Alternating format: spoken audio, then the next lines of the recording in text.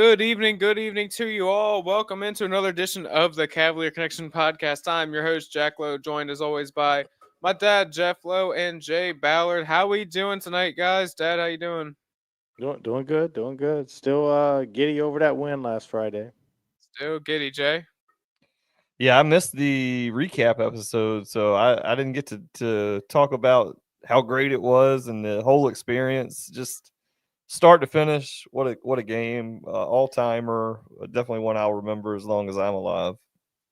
Was an unbelievable night, but hey, we got to listen to what Coach Elliott has to say. We got to flush out our brains, guys, because we got another game coming up this Saturday, equally as important as the Virginia Cavaliers play the undefeated Louisville Cardinals. And we'll get into that in just a couple moments. But first, I got to be sure to tell y'all, be sure to go check out over at Mincer's if you want to celebrate that win. Furthermore, check out the store as they got their FSU win t-shirts that they just put on the website. You can see their great t-shirts, has the score of the game and the 30-year anniversary and whatnot. You definitely want to go check that out, as well as everything else going on at Mincer's. Go check out Mincer's.com. Again, that's Mincer's.com, as they got all the UVA gear you'll ever need, between t-shirts, hoodies, jerseys, hats, bumper stickers, anything you could ask for with that Sabre logo on it, you can get.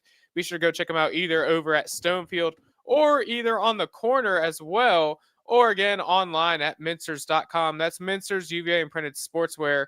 You definitely want to go check them out. With that being said, as I just mentioned, Virginia going on the road to play the Louisville Cardinals, a big game. Louisville just outside the top 25. They gave UVA a ranking. They are in the top 25. They're ranked at number 24 right now, with Louisville, who believes they should be there, is just outside the top 25, and they're undefeated. They've beaten Eastern Kentucky University, James Madison. They had a 17-point comeback against Pitt last week.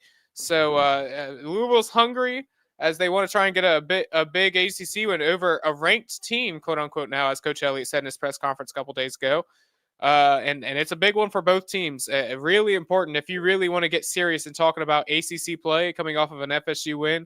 Now you get to go play the Cardinals, who is right up there when you talk about ACC play. So with that being said, initial thoughts, how we feeling about this week, flushing that out our brains, but also getting ready. What are the initial thoughts when you see that Cardinal logo on the schedule, Jay? Well, I think I know the problem, with Pitt is, they were in the spot that a lot of people thought Florida State was in, looking past to Miami next week. Louisville was obviously aware of the juggernaut, and not just Jameer, but the juggernaut that this squad is. That was sitting behind Pitt the next week, and probably looked a little past that Pitt squad, but they did come back, get that win. But no, I think, man, I really think this team's going to come out and play well again. I just have a lot of confidence in this group of guys to do what you say, flush it. It was encouraging to me. I enjoyed the interview you did with Devin Neal Jr. And listening to him to say, why are we changing anything? We enjoy this one tonight, then we got to flush it and go right back to the process that got us to tonight. And I think they're going to do that, and I anticipate that they're going to play really well down at Louisville on Saturday. Dad, what do you got on your initial thoughts? Yeah, we got to flush it. Hopefully we take care of business, but at Louisville, it's a tough matchup, and hopefully we just don't have a letdown after all the hype from in Charlottesville this past Saturday. And the team comes out. I mean, I think offensively, we're tough. We're tough. We got the number 24 next to our name now, and I like being ranked, but I kind of wouldn't have hurt my feelings if they would have disrespected us and kept us out of polls this week and made us do it again, keep the team extra hungry. But Louisville's a tough opponent, but it's a team that we've played well against in recent years. So I'll be interested to see. Louisville hasn't played the toughest of schedules. So they're undefeated. Big game, opportunity to really, you can go 3-0 in the conference and be off to a great start. And then knowing after this game, we figured Florida State and Louisville were our toughest two opponents this little stretch. We said if we can go 1-1 in this stretch, we'd be happy. And we're 1-0. I would be happy to go 2-0. I'd be much happier at 2-0 in this stretch. So I feel like it's the NBA Finals, Jeff. when your team goes on the road and they get that first one, and all they say, we just got to win 1 out of 2 on the road, and then the first one, and it's like, well, might as well get the other one. Might as well go ahead and get the other one. Yeah, I'm with you. And by the way, you mentioned that, Jay, looking ahead to UVA, they're a little bit scared of the juggernaut. Yeah, are you aware who the Louisville Cardinals play next week after they play UVA? No, Miami. That would be the Miami Hurricanes, the exact team that Florida State kind of fell into the trap too. So that's kind of an interesting storyline. Now, I'm really curious actually to see what Miami's going to do this week against Florida State, how Florida State's going to be able to bounce back. I think that's going to be a really fun one. That's going to be on ESPN, Kirk Herbstreit and Chris Fowler on the call. But, with that being said, like my dad just mentioned, yes, UVA has played Louisville very close over the years, especially over the last 2 years. Back in 2023, they were down 14-0. All of a sudden scored 21 unanswered in the third quarter. And then a blocked punt and a couple other things that went wrong led to the downfall and losing that one at Louisville. Then last year, you have a chance with, at the time, freshman Ethan Minter getting an interception. And you have a prime opportunity to put the game away coming off of a win against Boston College, too. And before you know it, you would have had 4 or 5 wins at the time. I don't remember what it was. But instead, you lose in the end, and you have a couple of mistakes, a pass interference that wasn't called.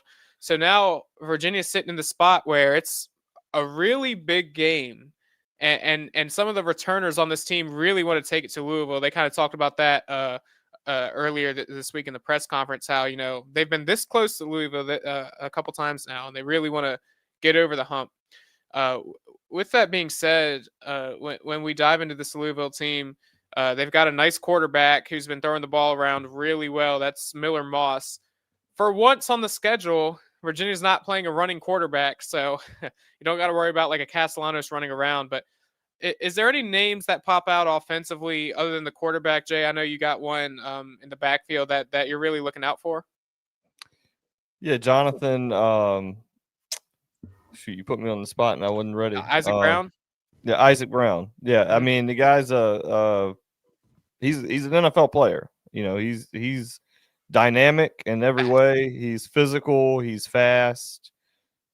He's just a stud. I would say, he's probably the best running back in the ACC, and that's saying a lot when you look at the talent that is in the backfield, even the talent that's on the Virginia sideline. But he's a different kind of beast. He's powerful, and he's very quick. He's shifty. He was a little banged up. He's been banged up. He's going to play Saturday. They say he's ready to go. So we'll see. Maybe we catch him with a little bit of rust, but yeah, if we can stop them from running, I don't think Moss can beat us from the pocket. And so we really, if we can make them one-dimensional and put it on Moss, I think we got a real good shot. Really interesting. I think Brown's over 7 yards a carry. Yeah. Okay, gotcha. Nope, sorry, my computer lagged a bit there. Okay. Yeah, sorry about that. Yeah, so that running back is the toughest weapon to guard. Isaac Brown. He's averaging 8.1 yards a carry to be exact. He has 3 touchdowns on the year, 268 yards off of 33 carries. The Louisville offense is very balanced. They've thrown the ball 144 times and they've ran it 123. They like to pass the ball. Moss isn't going to get on the run like CJ Bailey or Castellanos would have liked to. I'll tell you what, though, Moss has a great arm. I do think he could kill you in the pocket, honestly. He has 3 interceptions on the year. 2 of them aren't his fault, though. He had 2 against Eastern Kentucky, both coming at the end of the first half, and both of them are tipped up balls by the wide receivers that just aren't caught. The one he did have, though, against Pitt last week was his fault, kind of a zone defense that Pitt came out in and completely misread the slant route and didn't see the linebacker. But other than that, he's been near perfect for Louisville. It's been a great threat. And then there's also a couple of receivers that have done really well for Louisville, and Chris Bell, Colin Lacey, Dakari Collins. And then they have a couple nice tight ends too, Nick Kariski and Jaleel Skinner. So with that being said, though, when you go to talk about the Virginia side of the ball on offense, what would you guys say you've seen development-wise from week 1 against Coastal Carolina to now against Florida State? Where do you guys see this offense being? I'm trying to think of a good way to put this. on a scale, how have they grown from the first few games of the year, Jay? Yeah, I mean, tremendous growth. I mean, just tremendous growth. When you think about when they came out in the first quarter against Coastal, it's first quarter of the year, but you wanted to come out with a bang. All these transfers, guys, new guys everywhere, and we came out very slowly. Do we even score in the first quarter? If we did, it was right at the end. I think we Last play did of the that one quarter. touchdown right at the end of the first quarter. But I mean, I honestly don't know that there's a team on our schedule that's going to hold us below 40 points. And I mean, it's a lot of fun to watch this team play football because they can score so quickly, and they can do it in a lot of ways. If you want to take away the pass, that's okay. You run that 2 safety high, and we'll just pound the ball at you. Florida State found that out. If you want to come in and bring people into the box, we'll hit you over the top and we'll score on one play. That's how Stanford found out about that. So, I mean, it's a really good offense. When you have the players that this team has, I mean, we've lost some pieces on the offensive line. That's my concern is, how many more pieces can you lose and maintain the level of play that you've got? But if we get guys back and have just a normal attrition rate and we don't lose any of these, where you have a rash of injuries again, where you're playing even going further down the depth, I just don't see an offense or a defense that is going to be able to contain us. Yeah, for sure. It's been unbelievable, and you've seen we saw great offensive play against Coastal Carolina as we went on with the game. Yeah, but it's Coastal Carolina. You take it with a grain of salt. You see what they did against NC State, and now you've seen against Florida State what they've done. It is unbelievable. And like you said, Jay, if you want to cover all over the top all you want to, trying to guard Terrell Harris, Cam Ross, and company and tight ends, that's fine. Well, we've got Jamari Taylor, who's going to run the ball down your throat, 8 plays in one drive. Then you throw Xavier Brown mixed in there. You also get Noah Vaughn's out. He should be back after the bye week. And then Whaley, who's still the active current rushing leader in the entire country. It's unbelievable. And I say this every time, it all starts with the offensive line. The offensive line's been incredible. They've given up 2 sacks on the year, I think, if not 3. And their Anthony Calandria sacks at that for the most part. It's been great. And Elliott mentioned in his press conference the other day, he's trying to get some of these guys back. A couple of these guys are really close. I think Wanabla was one of them who's really close probably after the bye week, as well as Unamba is supposed to be back soon as well. And Brady Wilson should be back as well. And Brady Wilson, of course. Yes, Brady Wilson should. I'm very confident that he'll be back after the bye week. So with that being said, it's been a great look. As for the defensive side of the ball for Virginia, Antonio Clary played up until he had the targeting call against Florida State, and he looked fine. Elliott mentioned that this should be the last week where there's any leash on him. Then they'll be able to let him go, play the entire game all he wants. And, one thing I want to talk about really quick, I'll start with you, Dad. The pass rush has shown so much growth. And you saw Coach Rudd send pressure Friday night against Florida State, and it worked effectively, in my opinion. Talk about the growth of this defensive line and the pass rush. No, it's been good. And getting to the quarterback, but we got to bring them down. So we'll see. It was exciting atmosphere in the game against Florida State. And so, the hyped up crowd helps in those situations as well. Now we go to Louisville. You're not going to have the fan base behind you like that. So hopefully we'll go in and make the tackles. And when we played NC State that game, we just missed a lot of tackles. You had opportunities to get Bailey down, and we didn't get him down. So, but it's not a mobile quarterback, so hopefully we'll get to him and get him on the ground. And we talked about it in the after the Florida State game, but I was pleased with the defense in the Florida State game. You just want to get some stops, and the Louisville offense is not what the Florida State offense is. So I expect the defense to look even better. If we can play like we played against Florida State against Louisville on the defensive side, I envision quite a few more stops. Well, I'll get to you in a second, Jay. That's easier said than done. It's easier said than done to just say, "Oh, if we play like that every week, we'll win." But yes, absolutely. If Virginia does that, yes, they should be able to handle a Louisville offense. Jay, what do you got? Yeah, I mean, like I said earlier, if we can stop the run, make them one-dimensional, make them throw the ball on us. The secondary did a great job last week. They gave up plays, but they kept everything in front of them. They You didn't contain. have They bend don't break.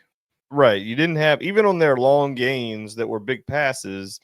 The guy caught, zero caught them and fell out of bounds. And they were great throws, and a lot of great catches. I mean, those guys are on scholarship too, right? So I mean, they make plays, and they're going to make plays, and Louisville will make plays on Saturday. We just got to find a way to make one more than them, and hopefully we can do that. Yeah, definitely.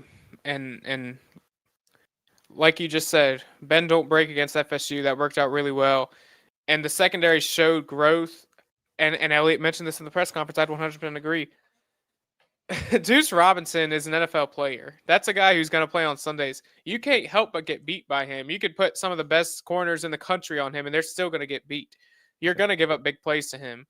Considering what Deuce Robinson did, the defensive backroom did a good job. They didn't really give up much to any other receiver. And they, compared to what Deuce has done against other teams, they did well. I want to mention this, what Ball Hawk, be sure to go check out Believe in Virginia podcast. Ball Hawk, Ahmad Hawkins does a great job over there. What he mentioned after the FSU game is such a spark plug for this Virginia defense is Jameer Carter, who's playing in that nose tackle role, that defensive tackle role. And he's one of the best run stoppers in the country. He's 100% correct. Florida State was scared of Jameer Carter. Sometimes they're audibling out of runs when they see him in there. And when Jameer Carter wasn't on the field, and you're in the nickel situation where sometimes you have Ricker at that nose tackle spot or Kazim Moore, then they'd want to run the ball because they don't want to run the ball with Jameer Carter up there. Jameer Carter changes the mental side of the ball for the other team, and teams are afraid to play him. And so that's really important where, first of all, he is doing a great – Virginia's stopped the run really well. They really haven't given up much in the run game. Florida State came into that game with 9 different ball carriers who've gotten attention, all of which have been really good, and they really didn't run the ball amazingly against Virginia. So I really do think that they'll be able to stop that. So the question will be, will you be able to contain the pass game as well? But against Florida State, we really mentioned we wanted to get to Castellanos, not give him time. Do we want to have a similar approach this week, Jay? Yeah, I think that's really always the approach, right? You want to limit. You definitely want to get to him every year. Yeah. Yeah, limit big plays. I mean, we forced a couple turnovers last week. 3, actually, I think it was 3 that we ended the game with, and it'd be great if we could cause some havoc this week. Those pocket passers, if you can hit them, make them kind of, feel you, hit them early, hit them often. A lot of times you'll get some mistakes, but again, they're going to be home. They I'm sure have heard all week Virginia's ranked. You're not. This is a Virginia team. You are not dominated, but you've beaten consistently. They're ranked. You're not. They're coming to your house. You're going to let them come in here and beat you? I mean, the talk of Louisville right now is that we're getting all this attention. We're the media darlings, and they've got to be thinking, well, what about us? We're going to earn your respect on Saturday. And I mean, we're going to take their best punch. I have no doubt about it. Yeah, I'm sure they're tired of hearing about Virginia. Oh, for sure. This has been red hot for a week now. Yeah. Elliot's on in the morning radio show on ESPN. And Chandler Morris is on some national media shows. And they showed Chandler Morris. They had him as the number 10 ranked Heisman candidate right now as well. Oh, wow. So let's get the campaign going. The campaign's out there. And a lot of hype around Virginia. I'm sure if I'm Louisville, I'm ticked. I'm sitting in at 4-0, and I want a little respect too. And I'm looking to hit somebody. Yeah, Virginia getting a lot of attention for sure. So second road game of the year, where Virginia played NC State. They lost on that last play. As Coach said, and I would agree, Virginia, I'd say, handled the road environment well, at least on the offensive side of the ball. Handled it really well. The amount of third down conversions there were with how loud Carter Finley Stadium gets. Probably one of the, if not the best environment in the ACC, one of the better ones in the country. They converted a lot of third downs. The offense seemed to be locked and loaded. They didn't seem to be very affected by the crowd. So I would hope that now that they have that little experience under their belt, they would be able to handle going into Louisville as far as that crowd. And I'm sure it'll be a great crowd. But you guys have any thoughts on, going in second road game? They've had a lot of early home games, and now, you take your second road game against a team that is hungry, Dad. Yeah, but I don't think NC State's much tougher place to play than Louisville. Yeah, they will be. They are. This is not a basketball game, so I'm not too concerned about the road crowd in Louisville. I guess they can clip that and play it for their fans and see what shows up. We're usually the ones on the receiving end of something like that. Yeah, there's no concern that their crowd's going to be anything to really be causing problems. We're not having to pipe in music and crowd noise for practice this week. Goodness gracious. We'll see. I agree, but man, they're coming out really confident. The Louisville fans will clip this. I mean, my goodness.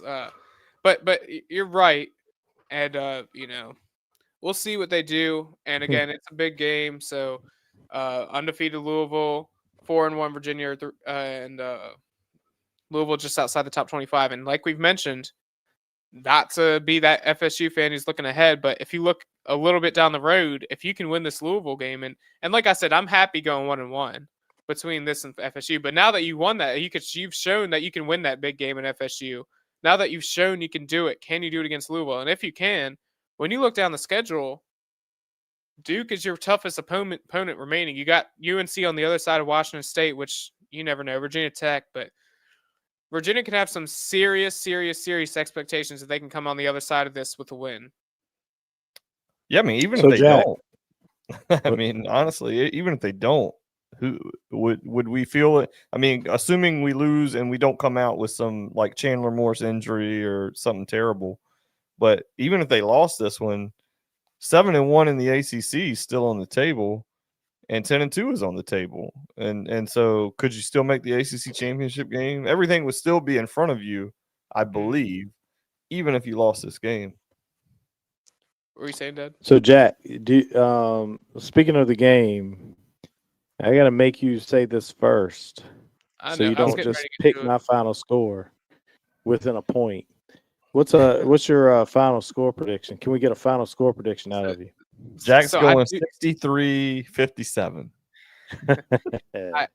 I tell you, coming into early this week, I was a bit worried about this game because I do think that kind of not moving on kind of thing was going to happen. These coaches are really confident in that the leadership in this team. Nobody's staying in the past with that Florida State win. Everybody's flushed it out, moved on. And he's talked about the senior leadership. They have their meetings every Monday, and everybody had already watched the film. They had already prepared for Louisville. They're ready to move on. And that gave me a lot of confidence that, hey, we're not living off that win. We're moving on. We have our eyes set forward, not backward.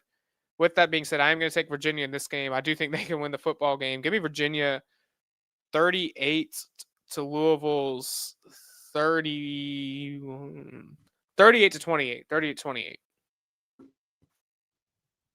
Jay, you got yours? You want me to go next? Jeff, go ahead. Okay. This is frustrating because Jack, hold on, he's still around my score. I was gonna say I've got them written down. And I wrote my score down. I wrote mine down before he said a word because I didn't want. So I said I have Virginia 37. 37-31 Virginia is what I had. I was about to say 38-31, by the way. I just knew that's what you were going to say when you said 38. Yeah, so I'm going Virginia 45-34 and a somewhat comfortable win. I think we win comfortably Saturday. It's going to be a fun one. We don't typically get many comfortable wins in the ACC. That'd be nice. Well, when I say comfortable, 11, we kick a field goal or score the touchdown to ice it late. Where it's 2 scores and we're okay. Yeah, sign me up for any of these. But yeah. I like to be sign me up for a win. But like Jack, I said, you have it comfortable too. 38-28 is comfortable too. It's pretty comfortable, yeah. With me, my 37-31, Louisville's driving down the field, and it's fourth and goal from about the 14 after a penalty, and we're nervous. That sounds like the game that just happened Friday night. Yeah. I guess they were a bit further away than the 14, but it's a big one. Hey, Virginia, like I said, if you could come out of this 1-1 between FSU and Louisville, that's a win. We got the 1 win, but now you've shown you can do it. You've shown that you can win a game that big, and now you've got a very hungry Louisville team that you're going on the road to play against. I think it's going to be a fun one. I really think the offense is going to have their way. Chandler Morris, Jamari Taylor, and company are going to be doing their thing. I'm really excited to watch it. It's going to be 3:30 start time on ESPN2. Going to be a lot of fun. With that being said, that's going to wrap us up tonight. We appreciate all of you for listening to us tonight. And by the way, I am going to plug this, assuming that we don't get stood up. Check out tomorrow at noon, tomorrow being Friday. Me and hopefully Jay will be able to join. Are getting ourselves a guest on, special guest, running back Paris Jones, former UVA running back, is set to join us, who has an amazing story. Go check out thecavalierconnection.com for more information about him and my article that I did on him. Where I may be standing you up, Jack. Work is coming in the way. Huh? My work is coming in the way on me. Well, yeah, but the people aren't worried about you. They're worried about the guest. And Paris Jones, who last time we played at Louisville back in 2023, is the one who went down with a spinal cord injury and was in bad condition. He's doing really well now. He's actually a student at the University of Louisville. So again, if you want more information, go check out the article at thecavalierconnection.com. So hopefully we'll be able to get Paris in tomorrow morning, and we'll air that tomorrow at noon. He'll give some more insight about his career at Virginia and his transition. And he's actually getting honored at the game Saturday against Louisville. Him and all the doctors that helped save him are getting honored Saturday pregame, and that's an awesome. Lost your audio, Jack. And his audio is out. We want to thank you guys for tuning in. We'll see you guys. There we go. Here soon. Have a great evening. Go Hoos. Go Hoos. Go Hoos.